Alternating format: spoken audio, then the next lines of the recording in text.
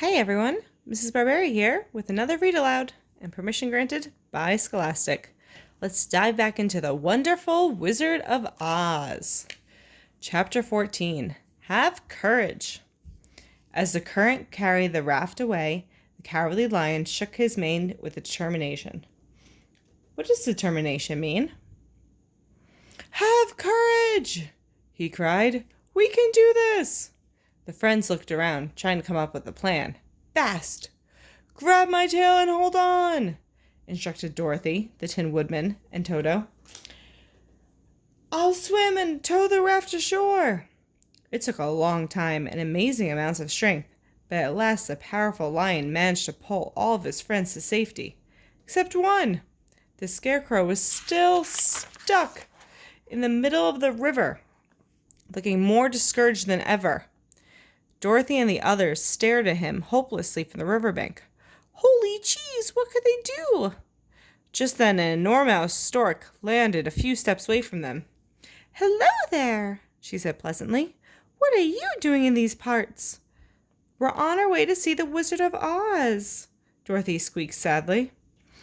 Oh, but this isn't the right way, the stork objected. Yes, we know, Dorothy nodded.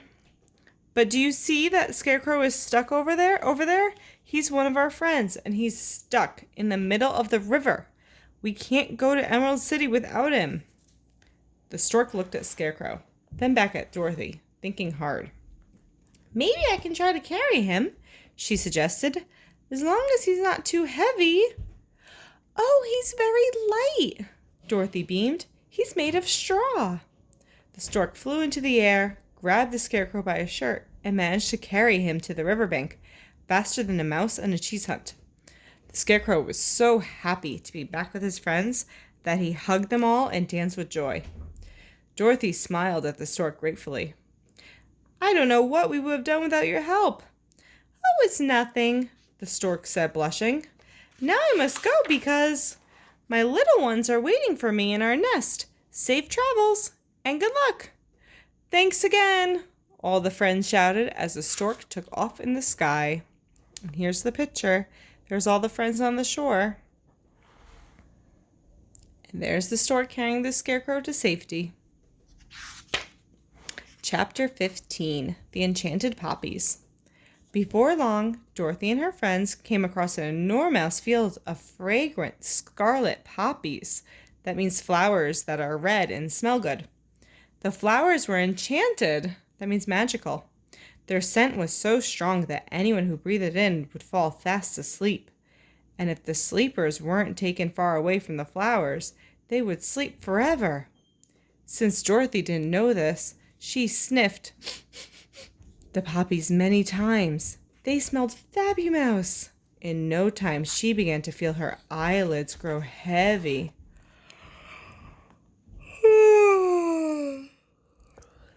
She and Toto both fell into a deep sleep. Now what? Asked the Tin Man. If we leave her here, I'm afraid she'll sleep forever, replied the Lion. I'm having a hard time keeping my eyes open.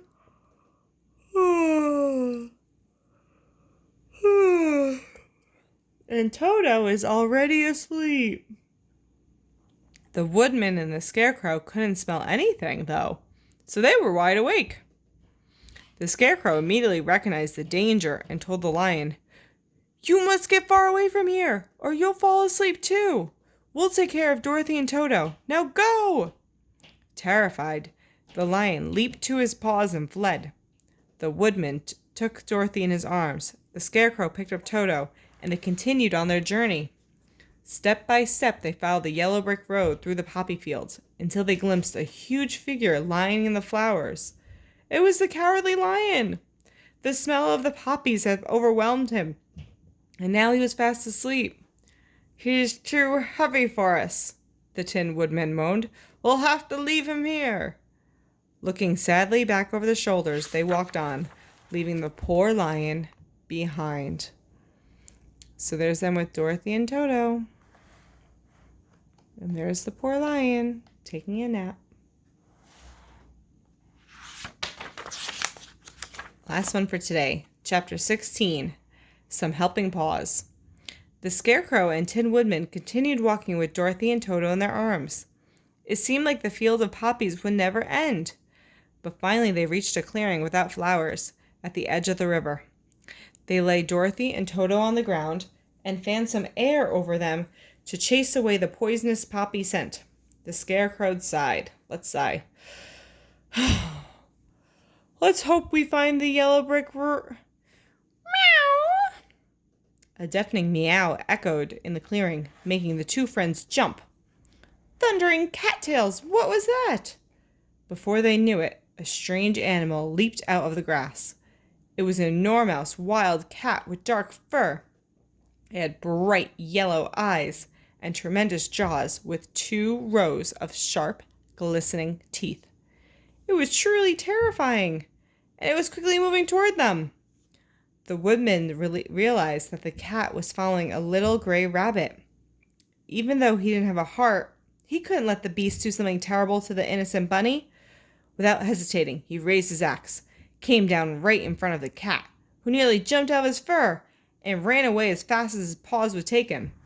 The rabbit huffed and puffed. It's the cat. There's the Tin Woodman, saving the rabbit. The rabbit huffed and puffed to catch her breath.